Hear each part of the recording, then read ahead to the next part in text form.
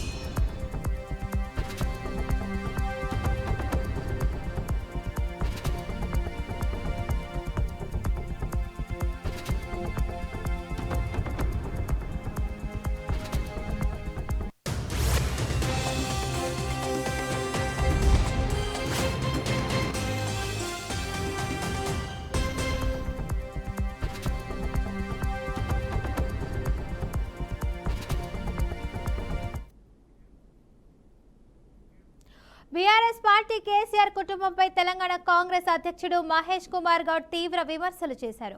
మంగళవారం ఆయన మీడియాతో మాట్లాడుతూ కాళేశ్వరంపై కేసీఆర్ ఫ్యామిలీ కొత్త డ్రామాకి తెరతీసిందని అన్నారు. అవినీతి జరిగిందని కవిత వ్యాఖ్యలతో స్పష్టమైంది. హరీష్ రావు మాత్రమే అవినీతి చేశారని కవిత అంటున్నారు. అప్పుడే హరీష్ పై ఎందుకు చర్యలు తీసుకోలేదని మహేష్ కుమార్ గౌడ్ ప్రశ్నించారు. కేసీఆర్ అనుమతి లేకుండా ఏమీ జరగదు. కాళేశ్వరంలో కర్త కర్మ క్రియ అన్ని కేసీఆరే అని అన్నారు.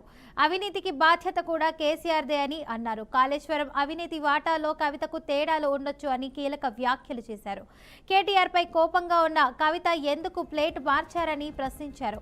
తన బాణాలను హరీష్ సంతోష్ వైపు ఎందుకు మళ్లించారని అడిగారు. మిత్రులారా, కాళేశ్వరం అవినీతి మీద నీతి నిజాయితీపరుడు, న్యాయ కోవిదుడు పిసి ఘోష్ గారు పరిపూర్ణంగా విచారణ జరిపి చాలా వాస్తవాల్ని వెలికి తీయడం జరిగింది. కేసీఆర్ కుటుంబం యొక్క అవినీతి, ముఖ్యంగా కాళేశ్వరం ప్రాజెక్టులో జరిగినటువంటి అవినీతి మీద సమగ్ర విచారణ జరిపి కేసీఆర్, హరీష్ రావులు దోషులుగా నిలబెట్టింది. దానికి అనుగుణంగానే రాష్ట్ర ప్రభుత్వం అసెంబ్లీలో చర్చ పెట్టి వాస్తవాలు ఈ రాష్ట్ర ప్రజలకు కూడా తెలవాలని ప్రజలతో ఎన్నుకోబడినటువంటి ఎమ్మెల్యేల మధ్య చర్చ పెట్టి దాన్ని సిబిఐకి అప్పచెప్పడం జరిగింది. రాష్ట్ర ప్రభుత్వ ఏజెన్సీ పిసి ఘోష్ ఇచ్చిన నివేదిక ఆధారంగా చర్యలకు పూనుకుంటే ఇది రాజకీయ కక్ష అని, రేవంత్ రెడ్డి గారు కక్షపూర్తిగా చేస్తున్నారని, ఇది అసలు ఈ విచారణ నమ్మకం లేదనే మాటలు అంటారు. కాబట్టి మరో ఎన్నో ఏళ్లుగా బీజేపీ నాయకులు నడ్డా నుంచి మొదలుకొని సంజయ్ వరకు కాళేశ్వరం ప్రాజెక్టు ఒక ఏటీఎం లాగా మారింది కేసీఆర్ కుటుంబానికని, దాచేస్తున్నారు ఎన్నో మార్లు చెప్పడం జరిగింది. కేంద్రంలో ఉన్నటువంటి ప్రభుత్వం బీఆర్ఎస్ పార్టీతో లోపాయకార ఒప్పందం ఉంది కాబట్టి ఇదివరకు చర్యలకు పూనుకోలే. కానీ రాష్ట్ర ప్రభుత్వం ఇవాళ సిబిఐకి ఆ కేసును అప్పచెప్తూ తదుపరి చర్యల కోసం అడగడం జరిగింది. మిత్రులారా, కాళేశ్వరం అవినీతి మీద నీతి నిజాయితీపరుడు న్యాయ కోవిదుడు పిసి ఘోష్ గారు పరిపూర్ణంగా విచారణ జరిపి చాలా వాస్తవాల్ని వెలికి తీయడం జరిగింది. కేసీఆర్ కుటుంబం యొక్క అవినీతి, ముఖ్యంగా కాళేశ్వరం ప్రాజెక్టులో జరిగినటువంటి అవినీతి మీద సమగ్ర విచారణ జరిపి కేసీఆర్, హరీష్ రావులు దోషులుగా నిలబెట్టింది.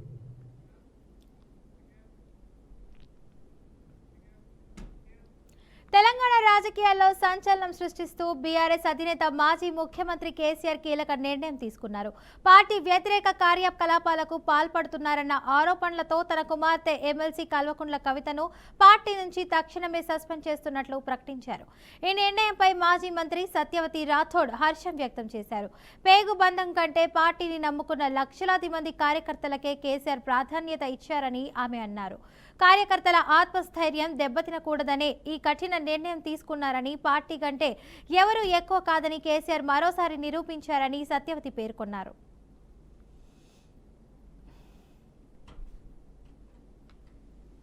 మీద ఆడుకో ఇవాళ పార్టీని, కేసీఆర్ గారిని, లేకుంటే హరీష్ రావు గారిని, సంతోష్ రావు గారిని, కేటీఆర్ గారిని, లేకపోతే పార్టీని, మరి పార్టీ ఉంటే ఎంత పోతే ఎంత అని మాట్లాడితే, మరి పార్టీ ఇన్ని లక్షల మంది అభిమానించే పార్టీ, ఇన్ని కోట్ల మంది ఆదరించి నిలబెట్టిన పార్టీ, అటువంటి పార్టీ ఉంటే ఎంత పోతే ఎంత అని మాట్లాడితే అసలు నువ్వు ఉంటే ఎంత లేకపోతే ఎంత అనే పరిస్థితి ఈరోజు ప్రజలు ఆలోచించే, కార్యకర్తలు ఆలోచించే పరిస్థితి వచ్చింది అని అంటే దీనికి తను మాత్రమే బాధ్యురాలని చెప్పి తెలియజేసుకుంటూ, ఇంత గొప్ప నిర్ణయం కన్న బిడ్డైన తన గుండెల మీద ఆడుకొని మరి తను నడక నేర్పిన బిడ్డ, తను అన్నీ నేర్పి ఇక్కడ వరకు నడిపించి తన బిడ్డ చాలా గొప్పగా ఉండాలని మనసులో ఎంత ఉన్నా ఇవాళ ఇలాంటి నిర్ణయం తీసుకోవటం అంటే పార్టీ ముందు కార్యకర్తల కంటే ఏది ఎక్కువ కాదు, బిడ్డ కాదు, కుటుంబం కాదు, నా పేగు బంధం కంటే నా పార్టీ బంధం, నా పార్టీతో నాతో కలిసి అడుగులేసిన కార్యకర్తలే ముఖ్యం, ప్రజలే ముఖ్యమనే కేసీఆర్ గారు ఏదైతే ఈ నిర్ణయం తీసుకున్నారో దాన్ని మేము మనస్ఫూర్తిగా స్వాగతిస్తూ, మరి వారిని ఆ నిర్ణయాన్ని నిజంగా చాలా ఇది హర్షించేదగ్గ విషయంగా మరి తెలియజేసుకుంటూ, ఇలాంటి గొప్ప నిర్ణయం తీసుకున్న నాయకుడు, అలాంటి నాయకుడితో కలిసి పనిచేయటం ఒక ఆడపిల్లలుగా మేము అదృష్టంగా. ఎగువన కురుస్తున్న భారీ వర్షాలకు ఏలూరు జిల్లా చింతలపూడి మండల పరిధిలోని తొమ్మిలేరు జలాశయానికి భారీగా వరద చేరుతోంది. దీంతో అధికారులు ముందస్తు చర్యలు చేపట్టారు. 5,000 క్యూసెక్కుల నీటిని దిగువకు విడుదల చేయడంతో తుమ్మిలేరులో వరద ప్రవాహం పెరిగింది. ఏలూరు మధ్యలో నుంచి ప్రవహిస్తున్న తుమ్మిలేరు శనివారపుపేట కాజ్వేను ముంచెత్తడంతో ఆ మార్గంలో రాకపోకలు నిలిచిపోయాయి. ఘటనా స్థలాన్ని పరిశీలించిన జిల్లా కలెక్టర్ వెట్రి సెల్వి, డీఎస్పీ శ్రవణ్ కుమార్ పరిస్థితిని సమీక్షించారు. పరిసర ప్రాంత ప్రజలు అప్రమత్తంగా ఉండాలని కలెక్టర్ సూచించారు.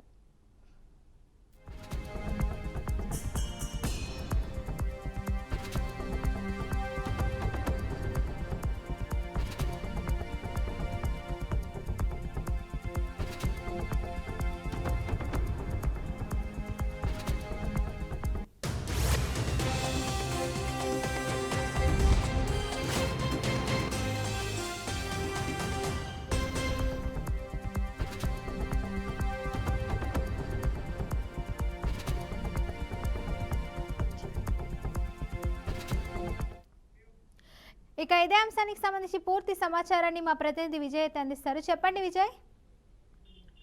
రైట్ ఫాతిమా, ఏదైతే తెలంగాణ రాష్ట్రం అదేవిధంగా చుట్టుపక్కల ఛత్తీస్గఢ్ రాష్ట్రాల్లో ఎగువన కురుస్తున్నటువంటి భారీ వర్షాలకి ఏదైతే ఏలూరు జిల్లాలో ఉన్నటువంటి చింతలపూడి మండలంలో ఉన్నటువంటి నాగిరెడ్డిగూడెం డ్యామ్ ఇప్పటికే పూర్తిగా జలాశయం పూర్తిగా నీటితో నిండిపోయిందని మనం చెప్పుకోవాలి. దీంతో వెంటనే ఏదైతే ఇరిగేషన్ అధికారులు వెంటనే ఏదైతే ఆ నాగిరెడ్డిగూడెంలో తమ్మిలేరుకు సంబంధించిన రిజర్వాయర్లో దరిదాపులుగా 6,000 క్యూసెక్కుల నీరు వరకు కూడా నిల్వ ఉంచే సామర్థ్యం ఉంది.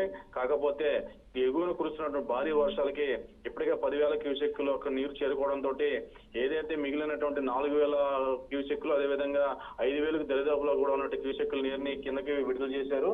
కిందకి విడుదల చేయడంతో జిల్లా యంత్రాంగం కూడా అప్రమత్తమైంది. జిల్లా కలెక్టర్ దీని మీద వెంటనే రివ్యూ ఏర్పాటు చేశారు. రివ్యూ ఏర్పాటు చేసి ఏదైతే ఈ తమ్మిలేరు పరివాహ ప్రాంతాల్లో ఉన్నటువంటి మండలాల్లో ఉన్నటువంటి ఎంఆర్ఓలు కూడా పూర్తి డైరెక్షన్ అయితే ఇచ్చారు. ఏదైతే ఆ స్థాయికి మించి వాటర్ రావడంతో కింది స్థాయికి వదలడంతో కిందిలో కిందగా ఉన్నటువంటి మండలాల్లో ఎటువంటి ప్రాబ్లమ్స్ కి ఎటువంటి ఇబ్బందులు లేకుండా ఇప్పటికే జిల్లా యంత్రాంగం అదేవిధంగా పోలీసు వారు కూడా ఎక్కడెక్కడ చిన్న కాజువేలు అదేవిధంగా చిన్న నీటి ప్రవాహాలు కూడా ఎక్కడైతే ఉంటాయో అక్కడ కూడా పూర్తి స్థాయిగా ప్రజా రవాణాన్ని నిలిపివేశారు, ఎటువంటి ప్రమాదాలు జరగకుండా.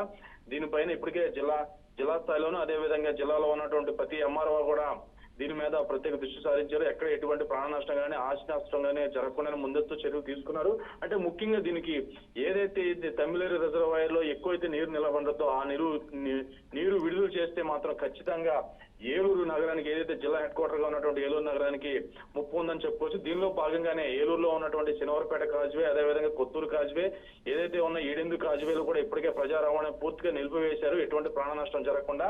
ఇప్పటికే ఆక్వాలో ఏదైతే కింద దిగువ స్థాయి ఏదైతే జలాశయానికి కింద ఉన్నటువంటి ఏదైతే చేపల చెరువులు కానీ వరి పొలాలకు కానీ నష్టం జరగకుండా ఇప్పటికే రెవెన్యూ శాఖ అదేవిధంగా పోలీస్ శాఖ కూడా తీవ్రంగా శ్రమిస్తామని చెప్పొచ్చు. ఏదేమైనప్పటికీ 2-3 రోజుల వరకు ఈ వాటర్ ప్రవాహం ఈ నీటి విడుదల ఉంటుంది కాబట్టి ఈ 2-3 రోజులు కూడా జిల్లాలో ఉన్నటువంటి ఈ ముప్పు ప్రాంతాలు ఏవైతే ఉన్నాయో వాటిలో కూడా ప్రత్యేకమైన చర్యలు తీసుకుని జిల్లా కలెక్టర్ ఆదేశాలు చేశారు. దాని ప్రకారంగా ఎటువంటి నష్టం జరగకుండా ఇప్పటికే ప్రతి గంట కూడా వాటర్ ఎంత వస్తుంది కిందకి ఎంత దిగుతుంది అనేది కూడా జిల్లా ఇరిగేషన్ అధికారులు కూడా కలెక్టర్ తెలుపుతున్నారు. కలెక్టర్ ద్వారా మండల ఎంఆర్ఓ వాళ్ళకు కూడా వెళ్తున్నాయని మనం పూర్తిగా చెప్పుకోవచ్చు. Right, thank you Vijay.